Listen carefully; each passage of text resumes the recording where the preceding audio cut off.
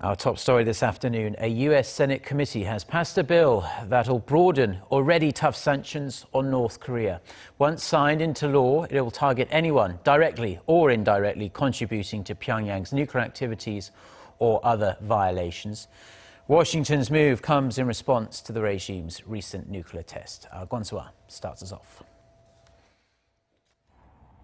The most meaningful and comprehensive response is how a U.S. senator described the approval of a bipartisan bill against North Korea, a regime that threatens U.S. national security interests and those of its allies. The U.S. Senate Foreign Relations Committee on Thursday unanimously passed legislation that imposes broad sanctions on North Korea in the wake of its fourth nuclear test.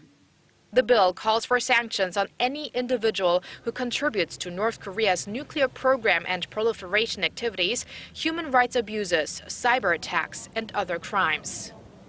The legislation also targets Pyongyang's trade in minerals and coal, believed to be a key source of hard currency for the regime. Senator Cory Gardner, who co-sponsored the bill, said in a statement that North Korea's fourth nuclear test marked the third of its kind during President Obama's term in office. He added that it was evident the North's capabilities were growing and the U.S. could not afford to turn a blind eye to the threat. The bill follows a similar but less extensive bill passed by the House of Representatives a week after the North's nuclear test. The committee expects the new bill to be approved by the full Senate within weeks and eventually be signed into law by President Obama. The new bill is likely to raise concerns in China, as it could severely hit Chinese banks and companies who do business with North Korea.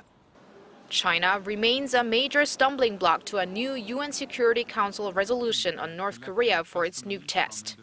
Despite holding an emergency meeting on the matter more than 3 weeks ago, the Council is still deliberating on how strongly to punish the North.